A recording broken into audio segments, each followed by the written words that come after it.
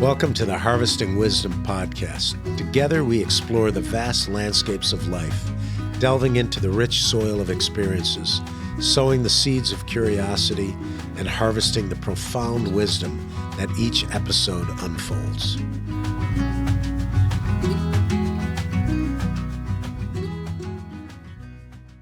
Hi, I'm Dr. Roselle, back for another episode of Harvesting Wisdom at the Red Velvet Bakery. And we have a very special guest today, Jeff Brooks. And Jeff Brooks is a water specialist. We're excited to have him here today because this is a hot topic across the state of Arizona. And he's here to have, just a great conversation when it comes to sustainability, talk about programming and how that's impacting not only farmers, but individual residents as well, too. So, but let's start with your origin story. You're not from Phoenix, are you? No, I was born in San Diego, but I've lived here most of my life. I think I moved here when I was around six years old. So I was there when young, but I still definitely have a lot of family that lives out there. I was a Navy kid. My father was in the Navy, and yeah, me and my sisters were all born out there. So the two different climates are a lot different, and I know that California is basically one of the bread baskets for not only the country, but for the world. There's a lot of food that's produced there. How do you view, as a water specialist, how do you view San Diego, California versus Arizona? What are some of the striking differences that you see? I do recognize that California has a lot of greenery, and although they handle the way they conserve water or produce water differently for sure. They have a lot of greenery, which is great because I do love that. But for conservation, especially that we live in a desert, a lot of our landscaping, especially along the highways, are desert landscaping, and that's definitely going to help with conservation of our water. There's other things that California has done to help restrict that water usage out there, and it does affect the community. And we've been fortunate enough inside of Phoenix that we haven't had to do anything like that based off of the programs that they've instilled before us, and we're going to continue to do moving forward for our future. So you brought up something really interesting. You talked about aesthetics when you talk about the greenery when it comes to Southern California versus Arizona. But somebody, especially in your field, knows that there's a lot of strategy when it comes to landscaping, and there are ways to add greenery. I know that the city of Phoenix, and I think the city of Scottsdale, has programs where you can replace turf with artificial turf. What are some of the advantages, disadvantages of programs like that? Absolutely. There are programs that you can find on the phoenix.gov internet site, and they do have incentives for that. So you're able to grab an incentive if you were to go from actual real grass to turf or artificial turf. Obviously, the obvious advantages of having turf is not having to water at all. And not having to cut it. That's definitely something in the Arizona side. And it's always great. Right. It's absolutely. So, I did notice I visited a school recently that had AstroTurf, and I couldn't believe on how good it looked. I was absolutely shocked. One of the things at my days as a principal, we used to not let kids walk on the grass because there would be rut marks in it, and the campus looked great. So aesthetically, it looks great. I think kind of the rule of thumb, and you can correct me if I'm wrong, if it's a small footprint, if it's near concrete or the road, artificial turf is great. Those bigger Greenbelts or areas, not so much. Yeah, I would agree with you there for sure. Like you said about the aesthetics, having those Greenbelts are really good, but the Greenbelts are also used to help with providing escape for stormwater, so we don't have floods, and then this way we could actually reuse that kind of water. Oh, I never really thought about that. So another advantage too, you're right, because if you cover a retention basin with artificial turf, it's not going to have the intended effect where it won't seep into the ground. Correct. Because you're actually creating a water vapor or barrier. So that's true. Talk to me as a whole. Let's look at the different market segments, because I heard your interview over there. One of the things that I was really excited to talk to you about is that when people think about sustainability, they sometimes think, yeah, it's somebody else's responsibility. I can't be impacted, but you gave a lot of great tips for households. So there are a lot of ways that people, other than changing their grass to artificial turf, that costs no money. What are some of the practices that parents should or could teach their kids, or as a way to get them involved in sustainability in the household? Oh, absolutely. That's a good question. I for sure the most common ones that I had mentioned before are something as basic as turning off your water when you're brushing your teeth. A lot of us had that habit of turning it on because we're going to rinse it off again, but that water's continuing to run. Another one is the way I grew up too was like not using the dishwasher. And back then, for sure, years ago, it wasn't as efficient. The water was being used a lot. You have detergent that needs to go in there, but now these appliances that we have today are so much more efficient than it is by just washing it by hand. Here, a lot of times too, people aren't washing with a rinse side of it. They're rinsing it with the water running, continuing to run, and that's gonna use up a lot of water. Another one is obviously like the landscaping for sure, but if not, without even changing it, if you have grass out there, making sure that you're correcting your timer, make sure your timer is running correctly, making sure that your heads on your sprinklers are not broken or anything like that, because that's something common that we see in the field when somebody talks about a high bill. And then and ensuring that nothing is overrunning like that. A lot of times people would think that they can get their grass and they would put out one of those handheld sprinklers that they attach to the hose, turn it on, and they'll go back out there. A lot of people don't know that the hose bib could run about 15 to 17 gallons a minute. Oh, wow. Right. And that's only going to cover part of it because those sprinklers are not made to like be that efficient anyways. And you're running it out there 30, 40 minutes. It's a lot of water, as opposed to if you had a sprinkler system in there that was running efficiently, it's probably only going to run 20, 30 gallons for the entire time that you water, and it's going to cover the most effective part of your grass. So you're talking about something that's important too, because I know that one of the big trends now that we address with urban farming education is urban farming. And they're looking for efficient ways to use water, and one of the ways they do is drip irrigation. So it's gone to a much more efficient way. One of the things that I really wanted to talk to you about too was community-based programming. I was shocked by this, but one of the processes that's getting a lot of traction is actually using reclaimed water. So going from sewage water to actually potable water. What are some of the changes you've seen, or what are some of the big community-based projects you're seeing for water reclamation? So they do have programs that you use for reclaimed water. Usually it's in areas that are not for potable water. It's for like golf courses and things like that. The water is still being cleaned, but it's not being like tested for potable water, and that's just so it could be cheaper on that side and reused.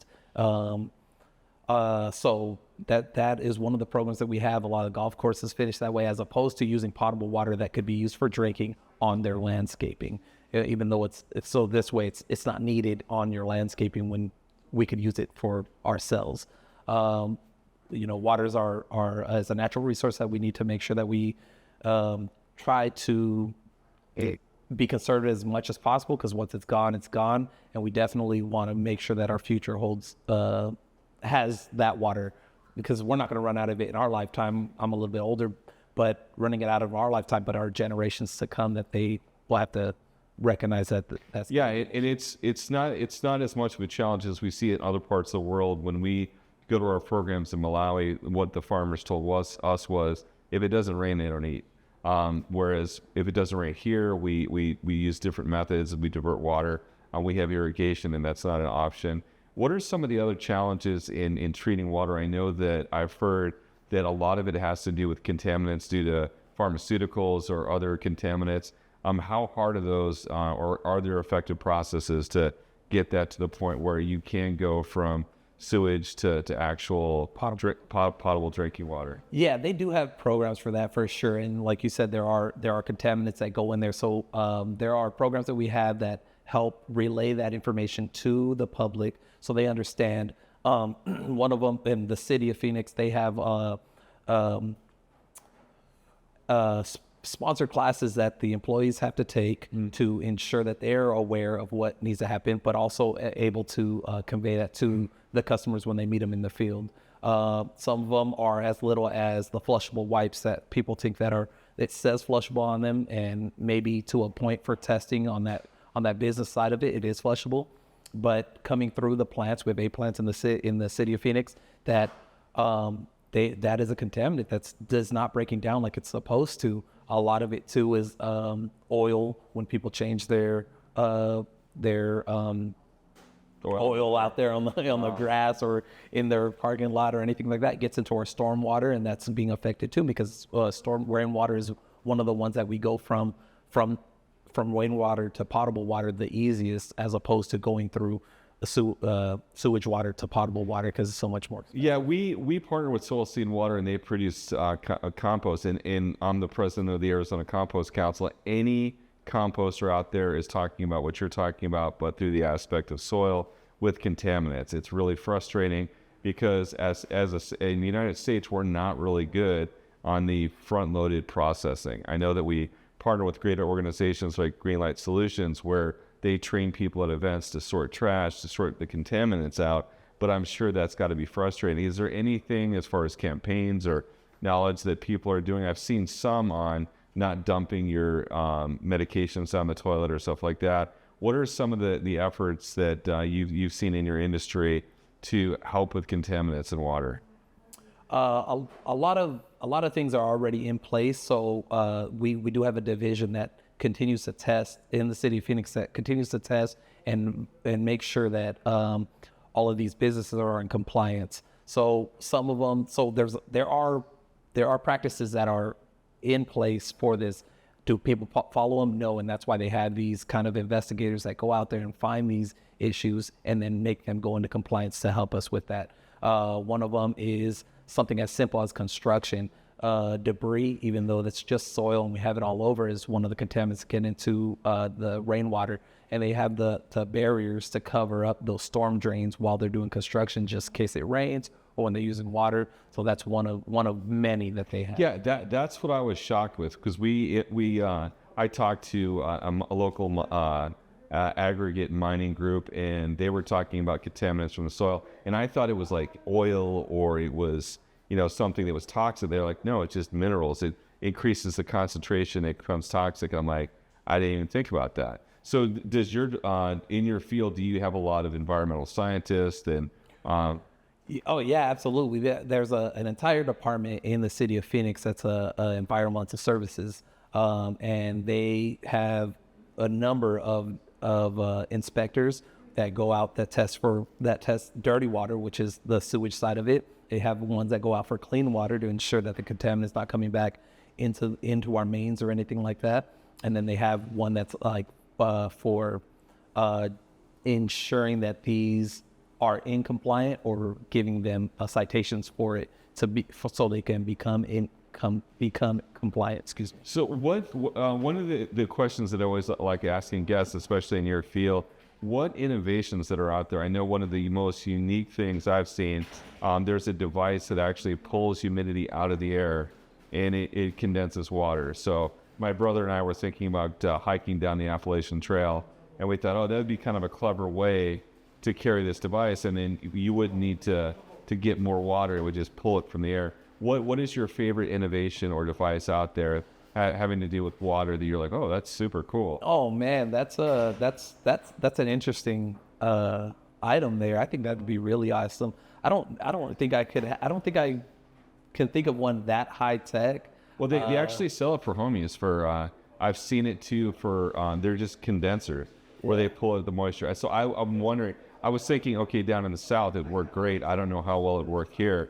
I guess a lower tech one that I always have in my camping bag is a LifeStraw, because I'm always looking for ways to cut weight when it comes to how much gear I have with me. Yeah. So the LifeStraw is my other favorite technology. That is awesome. They have like different Brita filters and things like that. So for sure, something like that. I guess what I notice the most dealing with customers out in the field is something, and it's probably minute in high tech, I guess, but something that's like these energy efficient type of like sprinklers and things like that. So I know it sounds minute, but it's something that definitely conserves water the most as opposed to anything else. It's just something that I see that I'm aware of, and I recognize it, and that some customers, they don't recognize on themselves when when they have No, honestly, I think anything to do with stewardship is really important. I know that I just put in a garden. We have those, we have the automated drip system, but something else we have moisture sensors in the soil. My wife asked me several times, she's like, how do we know when enough water is enough water? So now these sensors, I can look at my app, I could see what the range is for that plant. And she's like, they need more water, they need more water. I'm like, no, they don't. They have plenty of water. The other thing that we recommend too is ground cover. So we have this saying that, and I know if you're a landscaper out there, I'm sorry, but the rock kills. So we would rather people transition to mulch versus rock, because it's a better ground cover. We found that it's great for keeping the moisture and healthy soil, but you have to water less. Do you have any tips that you give people when it comes to water usage other than the moisture sensors and the mulch? That's really good. The sensors are really good. I definitely tell people when I explain to customers or anything, like anybody out there in the field, not tips on watering, but a lot of times they have this concern that they don't see the water. And the sensors obviously will help them understand that the water is saturated in the ground, even though it's not surface level, because water finds its easiest way out. The old school way was like to poke a probe into the ground to see how far it goes. That was a lot of times doing an investigation at a customer's property when they would ask questions about where that water went. And although they may even have rock, and like you were saying in mulch, it might even be able to absorb it a little bit better, so you'd be able to see it a lot easier.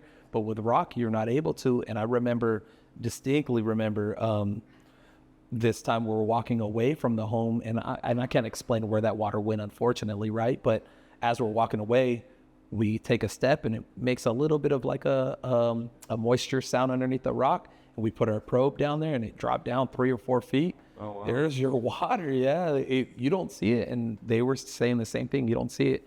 And yeah, you're not going to see it, especially on top of the rock in our dry heat.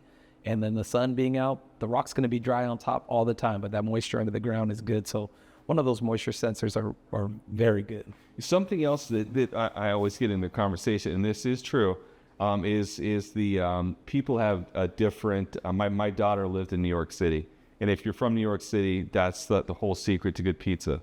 It's the water. But people think out here the water's hard. I like the flavor of it, just right out of the tap. People think I'm crazy, but what are some of the concerns that you have with the type of water we have right here? It's very high in mineral content. So what does that play on plants? I know that you have to condition your soil based on the type of plant you have. What are some of the concerns you have with the high mineral content? I guess living out here this long, I don't really have any concerns right off the top of my head, except for the dry skin part of it. Right, okay. It's like we do have hard water, and it's basically just where we get it from, unfortunately, and then how we treat it. But that hard water is still safe. It's still good. It's still potable.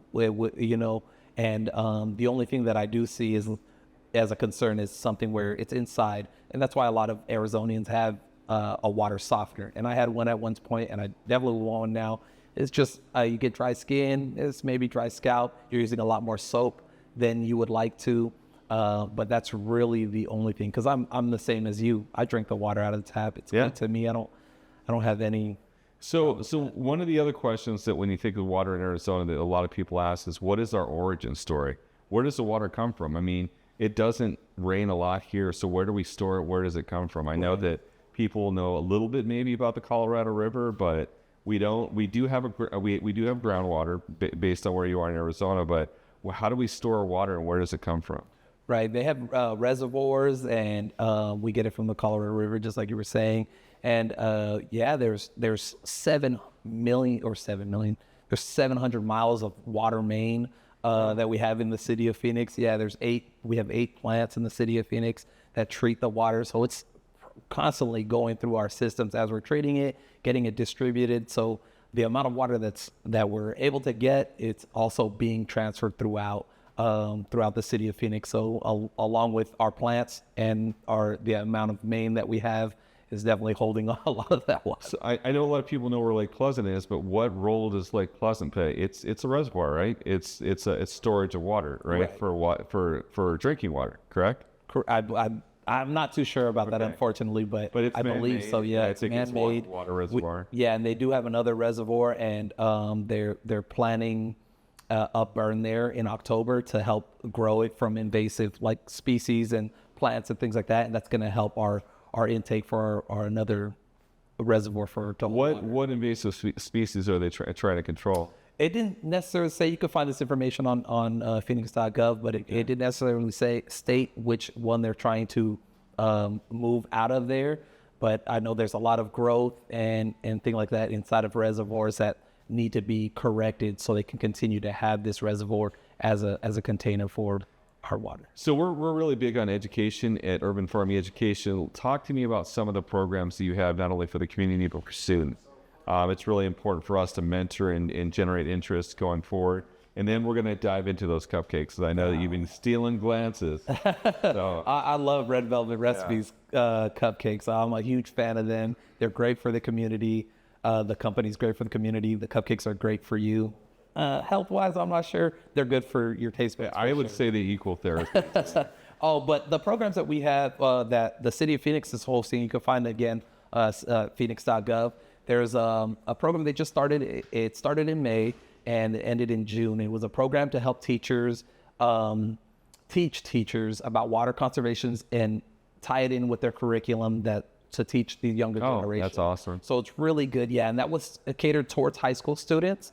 And that started in May and ended in June. And it seems like that program is going to continue on, which I definitely help because it's important to teach our young kids about water conservation and being smart with our water. But at another program, I know we just had Ray on here, and he talked about civil engineering. He was a civil engineer with the city of Phoenix. And also they have a program with the apprenticeship you could earn your professional engineering license there.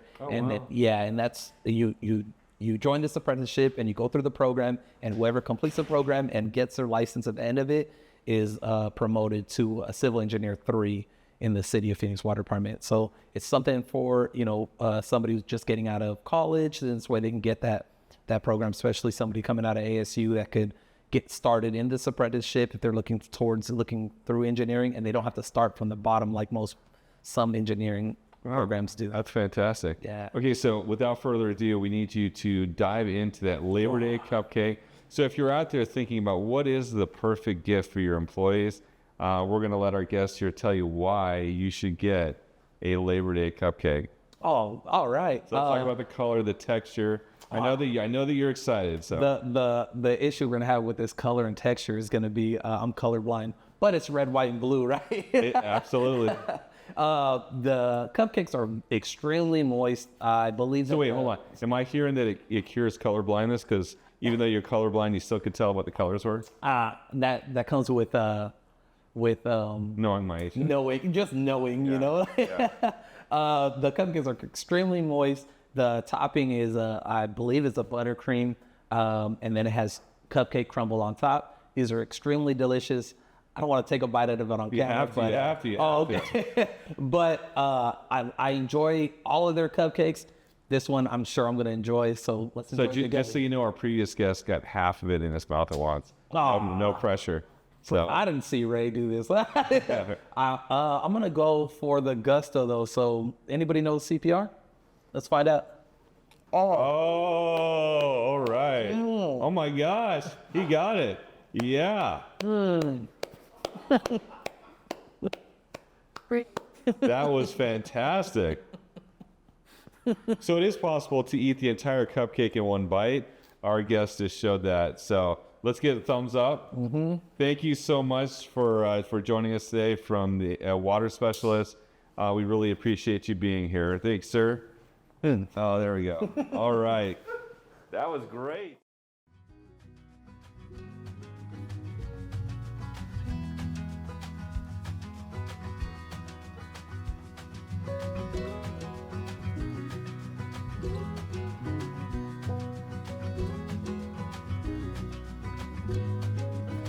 Thank you for joining the Harvesting Wisdom podcast. Click subscribe and like for ongoing insightful conversations. Explore our webpage for show notes and additional resources. Visit our guests' webpage for deeper insights. Your engagement is the foundation of our journey, and until next time, keep pursuing wisdom.